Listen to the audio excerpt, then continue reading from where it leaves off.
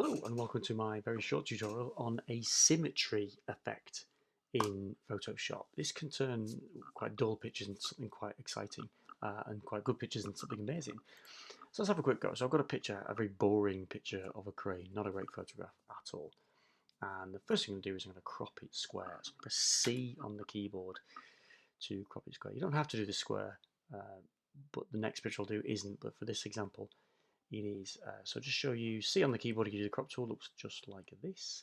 And up at the top, on this drop down menu, I'm going to select one of one, which is square. And then what I'm really looking for here is I'm looking for an interesting corner of the picture. So I'm on this one, I'm looking for the top right hand corner of this is reasonably exciting, but as exciting as a crane can get.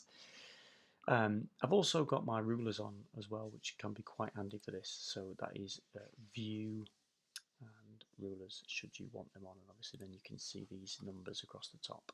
But just to make life a little bit easy with that kind of stuff, what I'm going to do now is I'm going to get the move tool, which is top left. I'm going to make sure that show transform controls is ticked, okay, and then I'm going to do Command and A to select the entire region. And what this is going to give us, so rather than me try and work out mathematically what is half of this, I can just get the selection tool on, and then I've got a dot halfway through, which allows me to go straight into my rulers in here, and I can drag out straight away from there to the middle of that box, which gives me straight away the middle of the picture, and the same there. So I've got straight through that line, and so I've got a perfect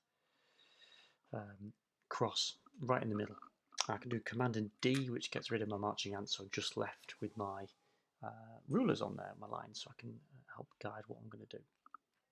Okay, next I'm just going to zoom in just a tiny bit to make life a little bit easier. I'm going to get my rectangular marquee tool, which is M on the keyboard, and I'm going to start on the outside of that corner. I don't need to get close. I can start on the outside, click and hold, and drag, and I then let go. I've got my marching ants walking around that, so I've got my selection that I want to use for this. Now, this is the bit that people often get wrong. So I'm going to do Command and J, it's Control and J if you're on a PC. And what that's done is immediately has duplicated that corner of the layer. So I've got a copy of that. Okay, now I want the Move tool.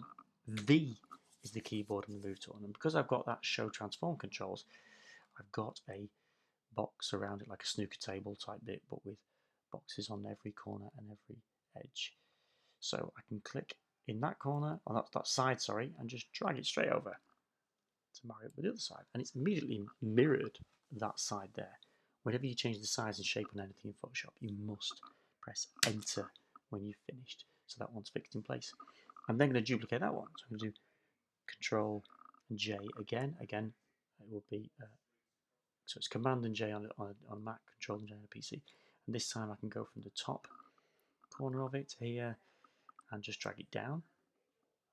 So I now have that. I press Enter because I've changed the size and shape, and then I'm going to do Control and J again and drag that over.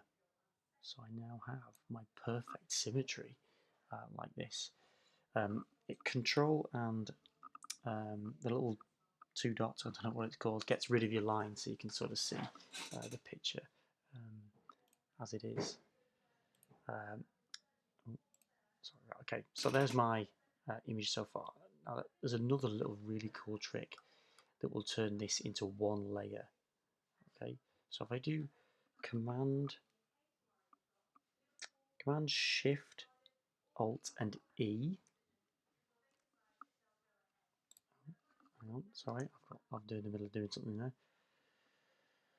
Just do that again. I didn't press Enter. I didn't press Enter. All the things to do, Dave. Command Alt Shift E.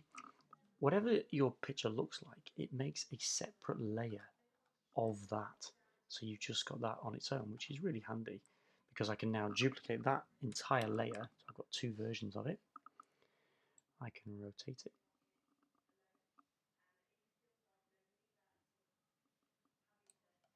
Okay, so I've got that on the side. I quite like this as it is actually, but just to demonstrate the way that you can play around with this crazy symmetry effect, is I could now go to my blend modes, and some of them will be good, some were terrible. I don't quite mind that one actually. vivid, hard light. So you've got different options that you could pick, and I quite like it like that. Just to go on to another one, just to demonstrate again. So I've got this picture of the Shard, which I took on a college trip. So what I'm going to do this time, I'm going to do the same again. I'm going to do Command and A, and I've got my boxes, so I can immediately just draw my lines from my rulers into the middle like this, and down as well. Okay, I can do Command and D, which gets rid of your marching ants, and then I can get my rectangular marquee. So I'm going to do the same corner again. I'm going to select that. It sort of glues itself to the lines when you get close. Again, just to go through the routine, I'm doing Command and J, and then I want V to be able to move this. Which, oh, hello, no, I've got my layers there. Let's just get that out of the way so I can see what I'm doing. Drag this straight over, enter, and then Control and J, drag and drop it down, enter, Control and J, and then I've got that crazy symmetry effect. Control and the two little dots to get rid of my marching ants. And I'm just going to do that Alt, Command Shift E, and I've got a separate layer just like that, which lets me see what that was. I quite like that as a sort of crazy, funky effect. Maybe it's a good background for some images that you're going to do, background for a magazine, you know, top of your website or something like that, or maybe just like funky photography like this. Just out of interest, just to show you, if I turn this off, the top left-hand corner, I had a go with that one earlier, and that created this image, quite different to the other one. So it's just that top corner mixed over multiple times. I'll put these two images in the description so you can have a go at trying to do this.